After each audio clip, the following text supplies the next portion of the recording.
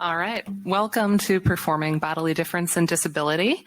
Our first speaker today is Erin Bauer, who's chair of the music department and associate professor of musicology at Muskingum University in New Concord, Ohio. She also serves as media editor for the Journal of the Society for American Music. Bauer's research examines musical relationships through systems of globalization.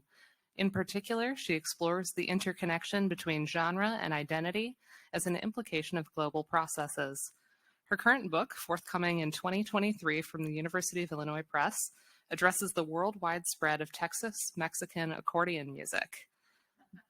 This book is supported by an AMS-SMT-SEM subvention.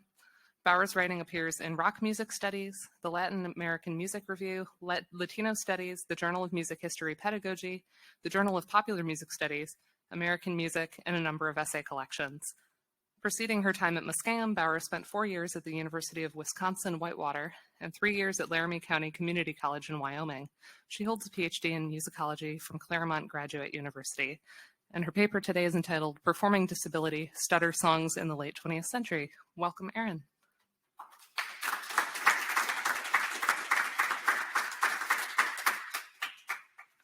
Well, thank you. So this is new research. This is not related in any way to what I've done before, but I'm excited to give it to you today.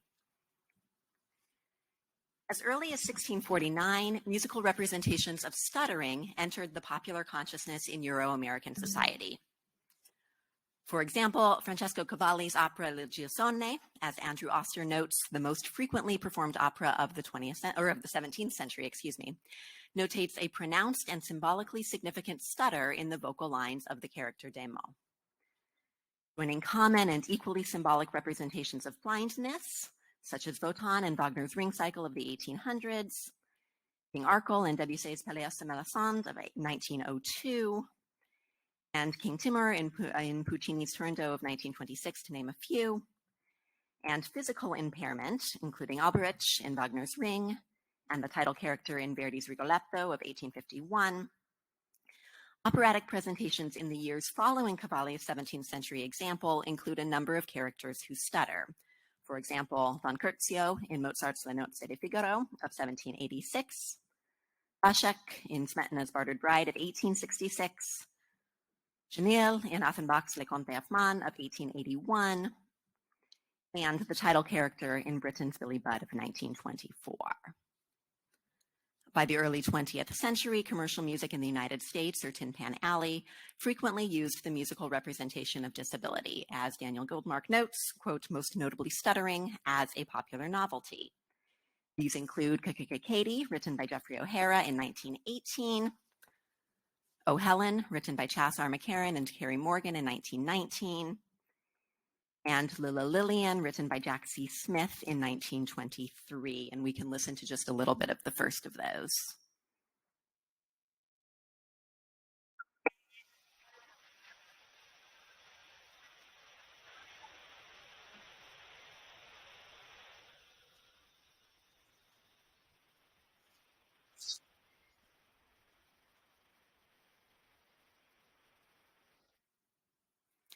By the 1960s, this method of performing disability through stuttered lyrics gained a new popularity in rock songs, like The Who's My Generation of 1965, David Bowie's Changes of 1972, Elton John's Benny and the Jets from 1973, Bachman-Turner Overdrive's You Ain't Seen Nothing Yet from 1974, The Knack's My Sharona from 1979, George Thorogood and the Destroyers' Bad to the Bone from 1982, and Guns N' Roses' Welcome to the Jungle from 1987. More recent examples include Joe's Stutter from 2000 and the Beastie Boys' Check It Out from 2004. As Rosemary Garland Thompson explores, the representation of disability in society, in this case stuttering, creates, quote, figures of otherness from the raw materials of bodily variation, end quote. In other words, these casual presentations of speech disfluency in popular music and elsewhere, performed primarily by and for those who do not actually stutter, structure the social organization of physical difference. They essentialize and exoticize the vocal block while reinforcing systems of power tied to ability. As Goldmark notes, such methods, namely the quote, performance of cultural others in an entertainment setting, are not unlike drag or blackface, end quote. Early representations of speech disfluency perform disability through ties to a particular character who stutters, a comic servant in Il Giassone and the hapless protagonist in Katie, for example. However, the later rock invocations harbor few such links. Instead, the rock stutter is variously tied to representations of drug use, science fiction, and the exoticization of a singer's own struggles with vocal fluency. This paper considers the performance of disability through musical representations of stuttering outside of specific characterizations of a person who stutters.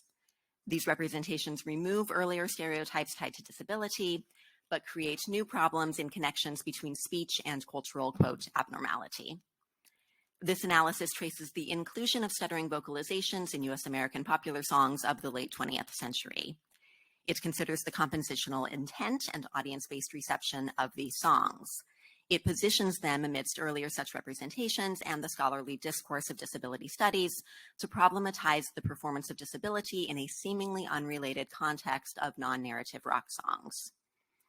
Ultimately, this analysis links these performances of stuttering to continuing US American exploitations of disability. It theorizes the separation of popular performance from people actually experiencing these bodily circumstances, and thus exoticizing, exploitative, and counterproductive to any recent pursuit or social narrative of ability-based inclusion. Following the popularity of musical representations of stuttering in Tin Pan Alley songs of the early 20th century, The Who created one of the most prominent later depictions of vocal disfluency with the release of My Generation in 1965.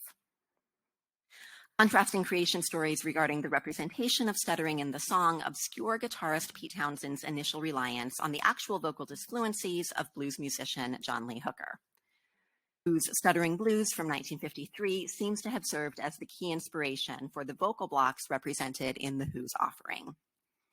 Despite conflicting stories on the source of the stutter in the song by Townshend, lead singer Roger Daltrey, and producer Shel Talmy, Townshend wrote the song and recorded the initial demo tracks himself. The stutter is already included on the second and third demos before Daltrey recorded his own vocals, conflicting later accounts of the compositional process.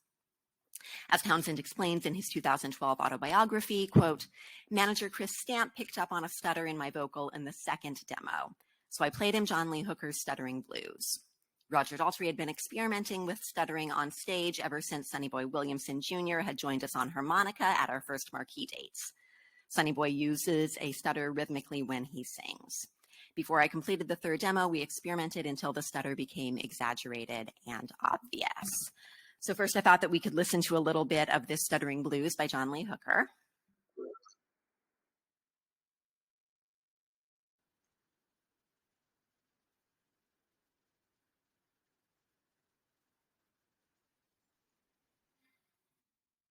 And then moving on to these demos from Pete Townshend. So first, the second demo. So again, there's just an instance of the stuttering here, and this is Townshend completely by himself.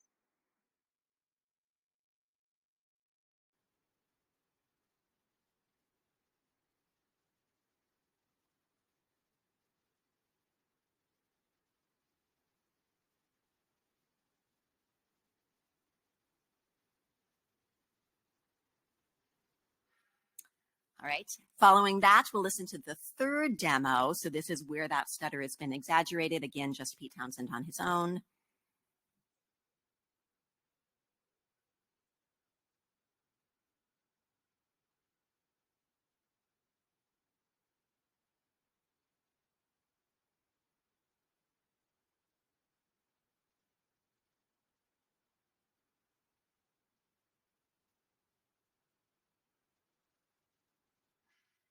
All right, and then finally, the actual recording of My Generation from 1965, and this is now with Roger Daltrey on the lyrics.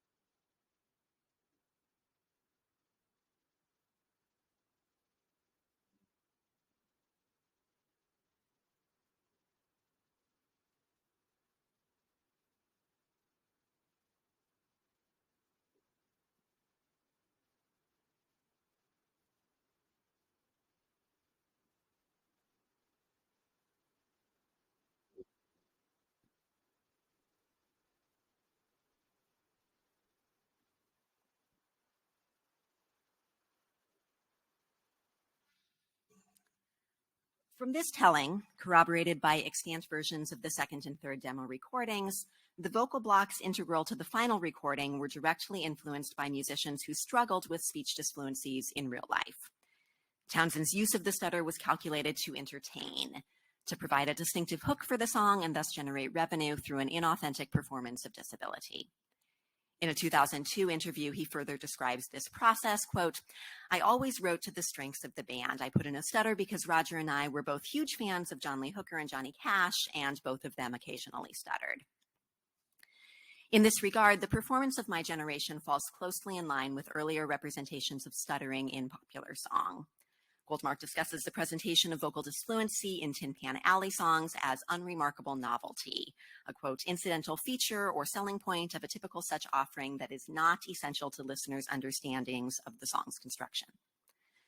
A songwriting guide from 1935 similarly defines the novelty song as having a, quote, "rather light and happy nature," end quote. The songwriter typically waits for the chorus to invoke the stutter, adding to the artificiality of the depiction, minimizing its complexity since the speech disfluency goes away with as much ease as it appeared, and encouraging the audience to sing along, therefore, quote, "shifting the song's focus from one person enacting a disability to a room full of people doing the same," end quote. As Goldmark explains, a 1918 advertisement for Katie in the Saturday Evening Post promotes the idea that, quote, "you've got to stammer the chorus because Katie's bow was tongue-tied, but that's where the fun comes in," end quote. Similarly, My Generation uses the sound of the stutter, not the invocation of disability, but the sound itself, as a novel and happy fetishization of a non-participating musician's actual disability. Facing an initial ban of the song by the BBC for such flippant representation deemed offensive to people who stutter, Talmy played down the true origins of the song in Townsend's mimicry of Hooker's actual stutter and characterized its inclusion instead as, quote, "one of those happy accidents of the recording process." Despite the BBC's initial ban, widespread popularity for the song from pirate radio stations and record sales convinced the organization to overlook the possible offenses and allow for its mainstream dispersal. However, this initial reaction seems to have influenced the official story of the song's creation. Townsend played down his reliance on Hooker's example. Instead, Daltrey claims credit for the use of stuttering vocals, asserting that it was a way to fit the lyrics to the music. Quote, "I tried to follow Townsend and I stuttered on the first line. Next time I corrected it, the manager Kit Lambert popped out and said, 'Keep it, keep that in,'" end quote. Yet Daltrey gives away the aesthetic source in his next statement, quote, "But it wasn't a stutter, not until Kit came out and said, 'Keep it, keep that blues stutter.' And it worked. To me, it wasn't a sign of weakness. It wasn't a slip of the tongue," end quote.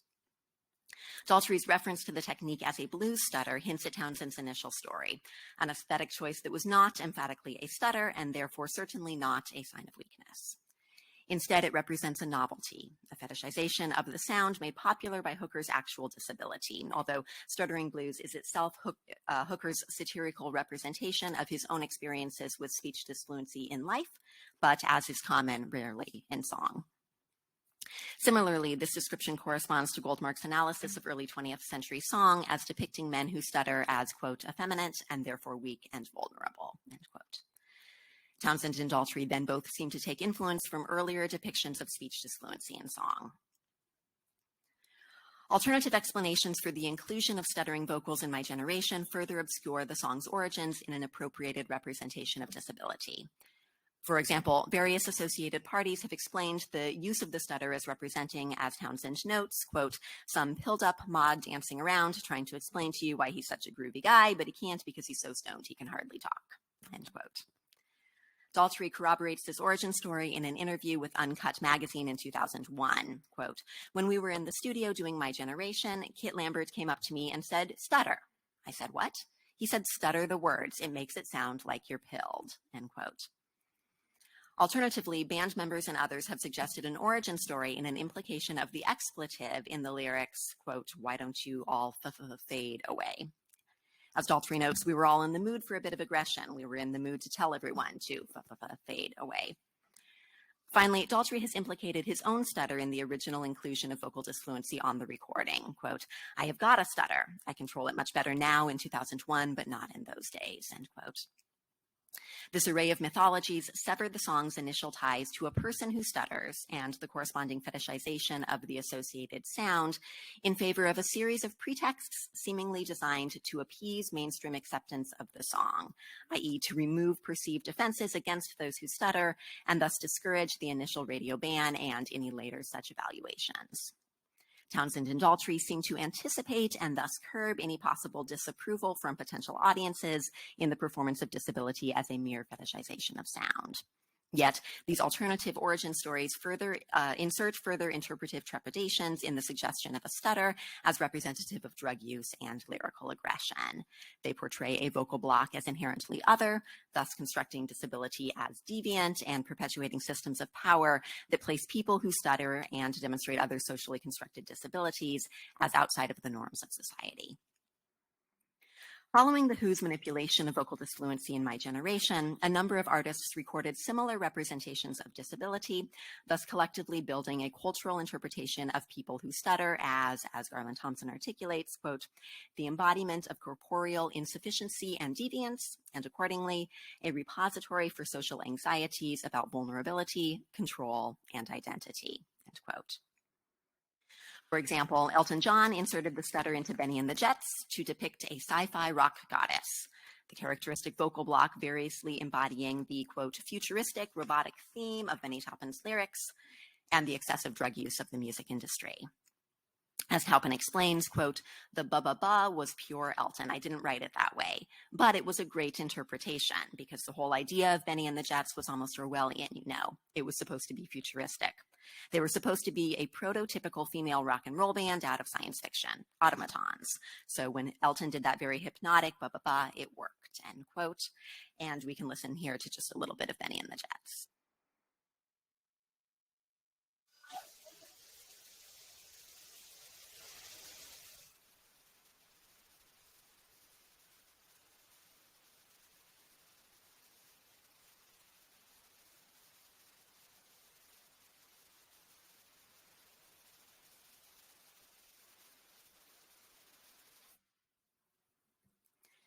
In contrast, Bachman-Turner Overdrive's You Ain't Seen Nothin' Yet was initially intended as a joke, a way to make fun of the band's former manager and Bachman brother who stuttered.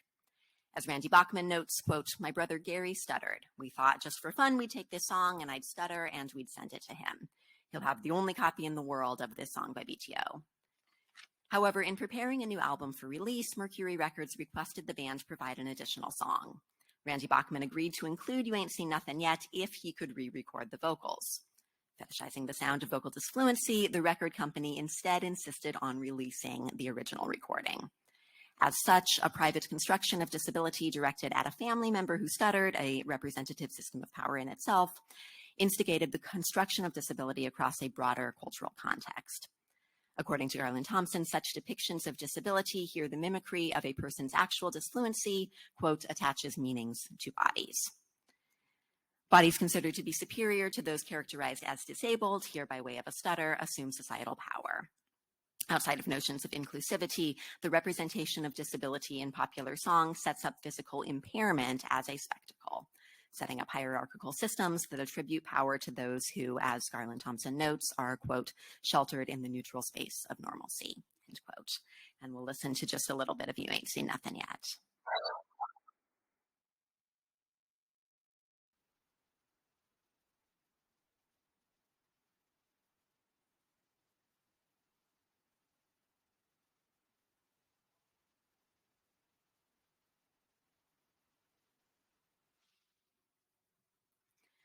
One final example of the performance of disability in 20th century song comes by way of Bad to the Bone by George Thorogood and the Destroyers. Thorogood takes direct influence for the stutter in the song from The Who's My Generation, just as the iconic riff comes directly from Muddy Waters' Hoochie Coochie Man. As Thorogood details, quote, in 1965, The Who was singing My Generation, and in the 1970s, it was BTO, Baby Ain't Seen Nothin' Yet. So in the 1980s, I thought it's time for this to happen again. Someone else is going to do it if I don't, end quote. And we can listen to a little bit of Bad to the Bone as well.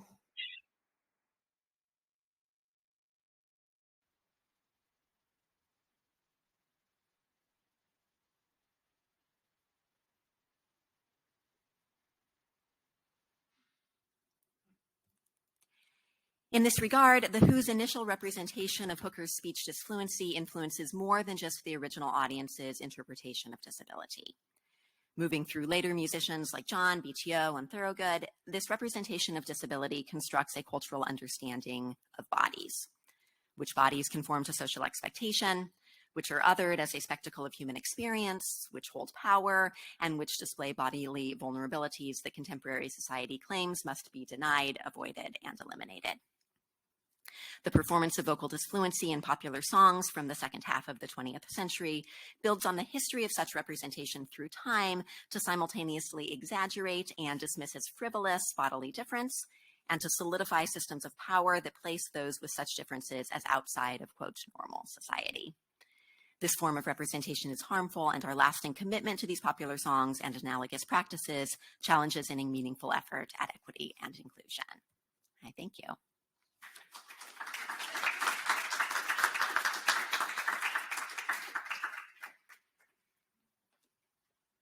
I think we have maybe time for one or two quick questions. If you could come up to the mic so we can make sure everyone hears well.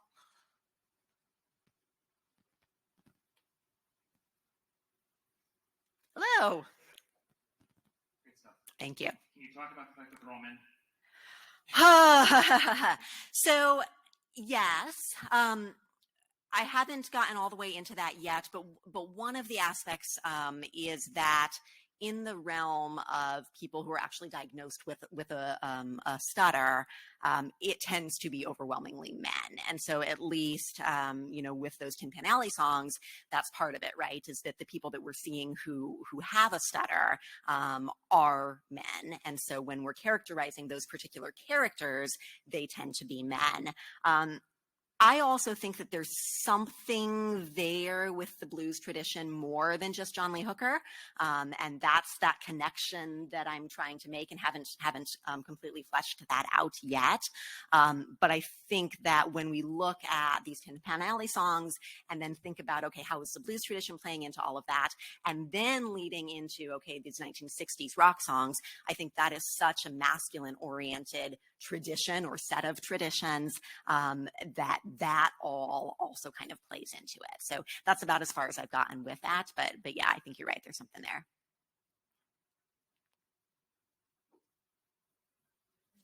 Go ahead. As somebody who grew up with a lot of that music, I have to admit that I never read it. I always read it in terms of the rhythmic effect of the music. Right. As a sort of syncopated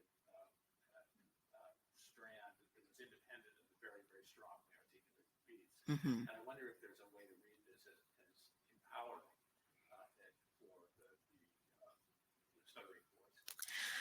Yeah, I mean, so when I started going, so I'll say a couple of things with that.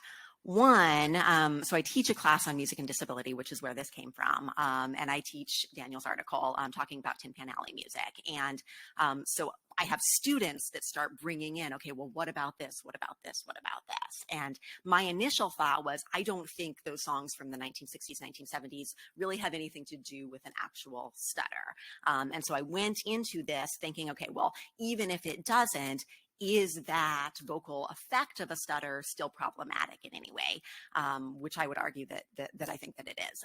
But when I started actually delving into it, I mean, so much of it is actually tied to people who stutter. And so I think that brings in kind of some different layers to all of this.